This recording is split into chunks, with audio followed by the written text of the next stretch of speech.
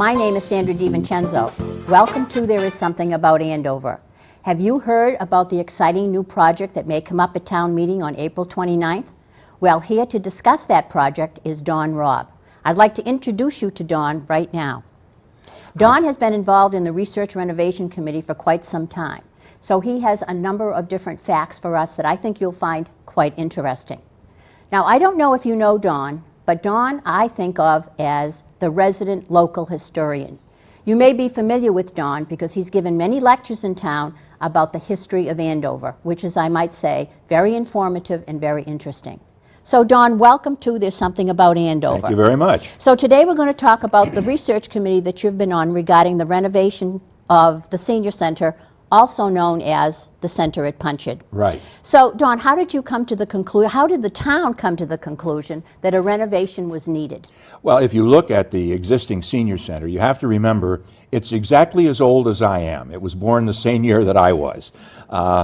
That's 82 years ago. It was originally built as a school. It wasn't built for use by seniors. And about 35 years ago, it was renovated and turned in from a school to a senior center. And it served for a while pretty well that way, except for the fact that in those 35 years, our senior population has grown considerably. So there's no longer space to do the things that we would like to do. We have to, for example, we have to cap our programming at certain levels because there's no space to do it. I used to do a course on American history that I taught there. I'm now doing it at the library because there's no space at the senior center, at the Center for Punchard. So it was all of those factors. Plus, the building itself is ancient. The infrastructure is not good. It's not ADA handicapped accessible the way it should be for today's requirements. So you put all those things together, and we've been talking for some time about what could we do with this particular building, and how could we make it useful, let's say, for another 60 or 70 years. And I understand from some of the literature that there was a recommendation made in 1983. That was an article in the Andover Townsman which said that the senior center in Andover was antiquated and ought to be upgraded. Well, that was a while ago, and we're still working on it and now bringing it to town meeting in April to go ahead and do what we have planned to expand the space. So if people are not familiar with the kind of services that the senior center or the center at Punchard offers, can you tell our audience about those services, Don? Oh, there are so many different things that we do.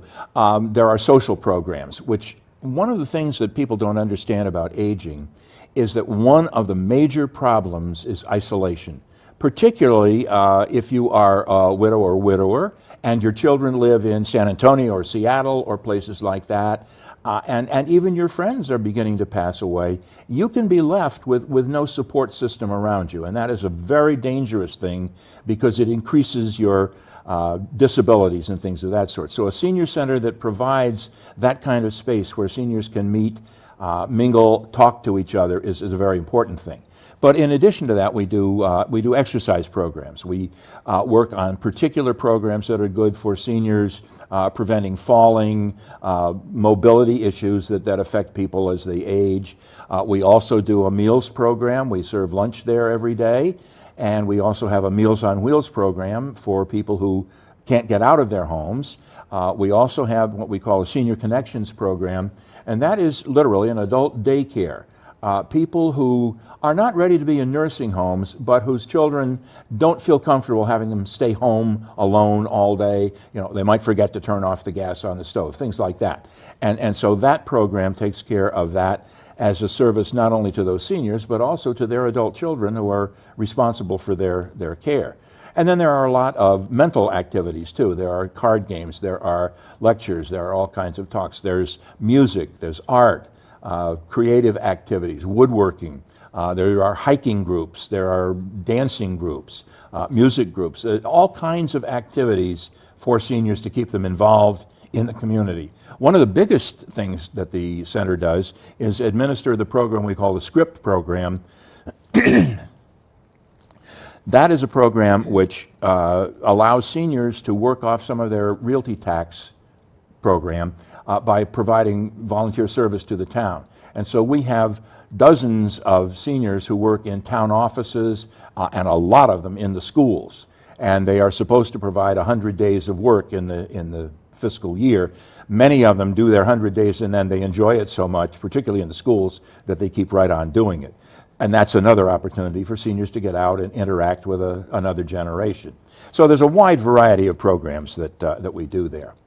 And I understand there's over 200 people in the SCRIP program, and these services That's right. that they provide to the town are actually saving the town money for those kinds of responsibilities that they take on for free. Absolutely. If you go into the town office building, for example, there's an information desk on the main floor there. That is handled by volunteers on the SCRIP program. Otherwise, we would have to hire somebody to sit there during the day to answer questions and direct people around the building. And that's just one example. There are many, many more like that of people who have skills, life skills that they've used, during their working careers that are valuable to the town of Andover in various offices. Mm-hmm. And this is probably well advertised, Dawn, but I believe that during the crisis with the Columbia Gas, that the center at Punchard, or the senior center, also served the community in many ways. Absolutely. It was a resource center that people could go to.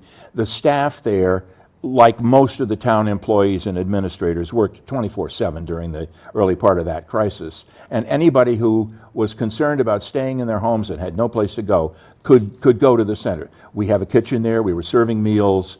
People could, warm up and be comfortable in their surroundings. So it did, and it was not limited to seniors. It was anybody in the town of Andover who needed some support during that period of time. So we do serve more than just the senior community. I talked about that senior daycare program as being an aid to families in general. And I think that the providing of Meals on Wheels is another example. Adult children are concerned, are my parents getting enough? They can't necessarily cook their own meals. Are they getting enough nutrition? Well, this is a program that the adult children don't have to worry about because the town provides it during the Meals on Wheels program they have. Now, Dawn, I'm sure that some of our viewers would like to know what the financial consequences are. I don't like to use that word consequences, but what are the real facts regarding the financial implications for the town? Okay. We have an estimate on this renovation program. It's both a renovation of the existing space and an expansion. We are moving out between what is the senior center building and the Memorial Auditorium and filling in spaces there. With that renovation and expansion, the budget is $4.5 million. Now that will be funded by the town partly from what we call free cash, which is a horrible phrase. It simply means money that is left over in the town treasury because last year perhaps revenues came in a little higher than we expected, or some expenditures were less than we had, and the state calls that free cash. It's not free, but it's there for other purposes. So about $2 million of it will come from free cash. The rest of it will be from our CIP, the Capital Improvement Plan, which we vote every year. And the Board of Selectmen has set a percentage of the operating budget that they want to see each year invested in the infrastructure of the town in the CIP. And each year programs go into that particular list to be done in that year. This year one of those things is the senior center program. So that money will come from taxation. That taxation is already built in. Whether we spend it on the senior center or spend it on something else, it will be part of our capital improvement. So there will not be any kind of tax increase just because of the senior center. And because we're doing it within the CIP, it will not require an override vote. As a great big expenditure like building a school or something of that sort, where we're talking 30 or 40 or $50 million, we vote a debt exclusion override. We do not have to do that for this. So the impact on the taxpayer will be just the normal increase in property taxes that happen pretty much year in and year out. This sounds like a very exciting project, Dawn. And I understand that there's a fund been set up. Interestingly, the Friends of the Senior Community, which is a 501(c) support group that raises money for the senior center, has made a commitment to raise, and the goal is $500,000, $500,000, in private donations. And I might mention that as of the day that we are speaking right now, we are well on the way. We're over 250,000 of that 500,000. Congratulations. In pledges that have been raised. And what will happen is that the friends who can collect money, because they're a 501(c)(3) corporation, those are tax deductible. They don't come from the taxpayers' funds, they come from individual donations, and that will be turned over to the town. And the friends can make a gift to the town legally, and they will do that, and that will help to pay for some of the furnishings and the accoutrements that we will need to finish off the project, to make sure that we have all the best equipment that we need and things of that sort. So that will be a fundraising effort that goes on not just this year, but until the project is finished. Mm-hmm. So for those in our audience who don't know what a 501(c) is, it means for those philanthropists out there, if you want to get engaged, Yes. it is tax deductible. Yes, it's in the federal tax code that if you give money to a corporation that's a 501(c), that is a tax deductible charitable contribution that you can make. Yeah. How can our audience help? There are two things that our audience can do, and we hope you do both. One is make a donation to that fund, and the way to do that is to contact the Friends of the Andover Senior Community, either at the Senior Center itself. They have a website that you can look up.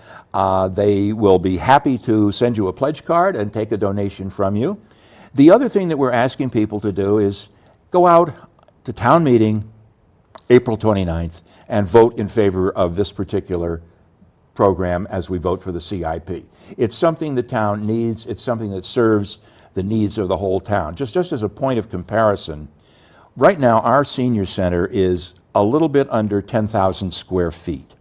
For a town our size and the number of seniors that we have, and by the way, we have more seniors living in this town than we have students in our public schools. A town this size, according to the state standards, ought to have a senior center of 20,000 square feet. So we're less than halfway there. This program will not get us to the state standards, but it will make a considerable improvement. There was no way we could get all the way there, but we will do what we can with the support of people who will donate to us, and also the support of people who will go to town meeting and vote in favor of the project. So I understand it's about a 33% increase in It's space. about a 33%, yeah. It's going to add over 3,500 square feet, so it'll bring us up to 12 or 13,000 square feet, which is not ideal, but we're used to working with what we have, and that's what we'll do with this. It will allow us to expand programming, and the interesting thing is that we think we can expand the programming without having to add staff, because one of the things that will happen with this is our staff will become more efficient. One of the things that staff wastes a lot of time on during the day is breaking down what's in this room so that somebody else can use this room, setting up over here after one group leaves here, and moving things back and forth. We lose a lot of time and a lot of staff time doing that. So it will not add to our operating costs that way. We won't have to add staff to do it, but it will allow us to serve the community, I think, a great deal better. We're going to make it very easy for our audience to be philanthropists, because at the end of this program, you'll see on the screen, you'll see the email and the telephone number of how to be a philanthropist and support the renovation of the senior center, sometimes also called the Center at Punchard. Well, Dawn, I want to thank you very much for joining us today. Well, thank you for having me. I've enjoyed it very much. And thank you for bringing us up to date on the renovation project. And remember, April 29th for Andover is a very important date. Please get to the town meeting and vote. Not just for this issue, but for all the things that are on the warrant. Thank you, Dawn. Thank you.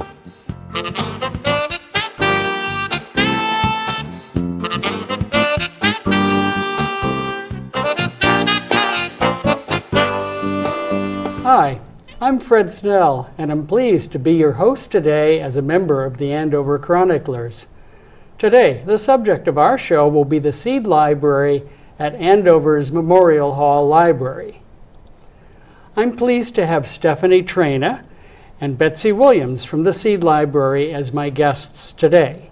Stephanie is the Community Services Librarian at Memorial Hall Library, and Betsy, who's well known around Andover as a garden writer, lecturer, seed library consultant and educator. So, welcome to the show, and we're going to learn about the seed library today. So what is a seed library? A seed library is exactly what it sounds like. It is located in Memorial Hall Library, and seed libraries seem to be across the country, always located in public libraries, and the public is invited to come in and borrow seeds, or in our case, take seeds. Some libraries require a library card and make a request to have seeds returned at the end of the growing season. The Andover Seed Library is a little bit different. We have a slightly different perspective. We simply would offer our seed to anybody, whether they're in Andover or not, to help themselves to 4 or 5 or 6 packets of seeds and enjoy growing them, because our focus is to grow gardeners. If anybody wishes to return seed to our library, they are more than welcome to do that, but it's definitely not a requirement, nor is a library card required. And That's great. Yeah, it used to be when I was a kid, you went and the only thing you got were books out of libraries, and then they gradually extended to movies and CDs and, well, records and tapes in between. the library is the seeds most vibrant, wonderful place going. It is. We're very fortunate to have a really is. library such as we Yeah, have. yeah. Well, what was the inspiration to start the seed library anyway? Well, Stephanie So- is the heart and soul of this. So. Well, actually, our former assistant director and another member of our staff, avid gardeners, were very interested as part of libraries lending non-traditional items. They heard about some other libraries that were starting seed libraries, and the library director, Beth Mazine, was totally supportive of the idea. So they did a lot of research and figured out how to set it up, and contacted seed companies and got donations, and worked with me to book programming that would supplement what was going on. So that was really how it got started. As 2 staff members really took it upon themselves to get things going. Okay, when did it open? So it opened January of 2016, and we had a kickoff speaker, and then people could borrow seeds, and it was very successful from the beginning. People loved the idea that they could pick up seeds. The emphasis has always been, if possible, on heirloom and open pollinated seeds, Right. whenever possible. And we encourage organic gardening practices as well. Well, it sounds like you've wrapped a lot of educational programs around it. If you're going to grow gardeners, they do have to know what it's about. So that's great. Yes. Where is it located within the library? So it is on level 1, near fiction, near the paperback collection. There are 2 cabinets with seeds in them, and there is a set of shelves with information, catalogs, seed starting information, and all kinds of garden-related things. Okay, well, who runs it actually? So it is a self-service library. People can come and get seeds whenever the library is open. I help maintain it. Betsy also helps maintain it, and we have another volunteer who helps us when seeds come in and stocking the drawers, and we have a little committee that also does seed repackaging. Right. So Okay. So what kinds of seeds are available? Are these flowers or vegetables or the whole gamut? It's the whole gamut. All right. It's the whole gamut. I do the seed ordering, and I try to have a good selection of vegetable seed, flowers, herbs, just about anything that can grow. I try to also have a few interesting extras in there, just because there are so many avid gardeners, and you never know what's going to appeal to somebody. Right. Is there any particular plant that's very popular with a lot of people?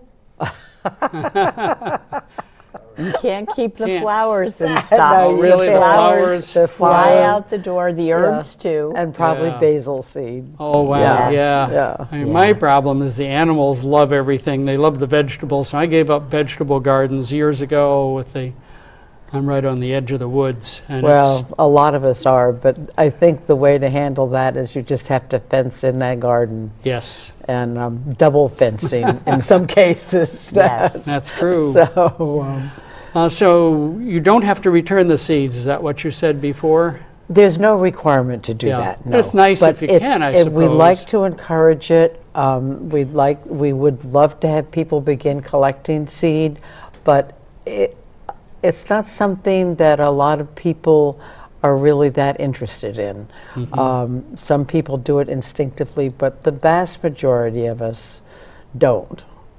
And the vast majority of us start with fresh seed every year that we purchase. And this helps people to, Well, it's all checked their- out and it has germination rates and all that, Absolutely. I suppose. Yes. So it's Right. makes it a little bit easier. yeah, it does. Well, one of our offerings, though, was right here at the high school, their Sustainable Garden Project. They saved sunflower seeds and gave us lots of sunflower seeds. And they were those all- flew out the door. They did. They flew out. So And they that was grew? really They did. wonderful They worked to well? be able Yeah. to No, to they offer did. those. That's a good So- thing for the kids to be able Yes. to participate as Yep. well. Oh, it's a wonderful thing. There should. One of my dreams would be to have a garden in every school, a functioning garden, Right. part of the curriculum in every school in the whole state, Yes, if not the nation. that's Would be true. wonderful. Well, so what else is offered? So we offer a whole series, the Seed Library Lecture Series, a series of programs for beginning gardeners, for experienced gardeners, and we bring in a series of speakers. And we also have catalogs available, and people can pick up catalogs. We have a lot of information at our programs. The catalogs are always available. And we so that's mainly what we offer, is all kinds of garden programs. We do also in the summer, we organize tours of local gardens. Oh, So groups yes. that have a garden, we've toured the Shed Garden, we've toured actually the Stevens Coolidge Place. They gave us a wonderful tour last summer. The Giving Garden that South Church runs on the site of Rolling Ridge. So we do garden tours Yeah. every summer.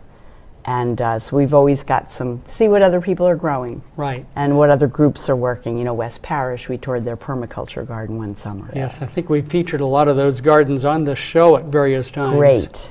Yeah. So I gather it's been pretty successful. So just to give you some statistics, since it was founded in January of 2016, we've given out over 7,000 packets of seed. We've organized over 49 programs and had over 1,500 people attend. So Those are it's, some impressive numbers. so it's Yeah. been a Yes. very Yeah. positive, community building experience. Yeah, I think it's so important to have community building activities. We all remember that most of us know that Andover was clearly a agricultural community Yes. for several hundred years. Right. Before industry and other things came in, and so it takes us a little bit back to that old heritage, Yes. and I think that's a wonderful thing. Well, there are a lot of people that are very interested in growing at least some of their own food. Yes. I mean, whether it's just herbs on a shelf in the kitchen or a few pots of something outside the back door, something they feel they can grow for themselves, enjoy in their meals, and it's a wonderful thing, just the mix of people that we get. That's great. Yeah, and that connection to the land, I think, is so important. Well, how can people learn more about the Seed Library? Well, because you have a website. Well, so the Memorial Hall Library website, it's actually a little hidden under Research and Learning, the green thumb. Okay. And our lecture series, we put out a brochure. You can always get so the library website and the calendar are really the best ways. They're the two places. They really yeah. are. And then Okay. just come and visit. See, a lot of people check back. They want to see what we've gotten in, and so Yeah, we just okay. encourage people to browse. We do have a little mailing list people can join as well. Oh, so, wonderful. To hear about activities. Okay, well, that sounds like a lot of very exciting things going on at the library, and I thank you both for being here. Thank you. More than welcome. Thank you Yes. for having us. Yes.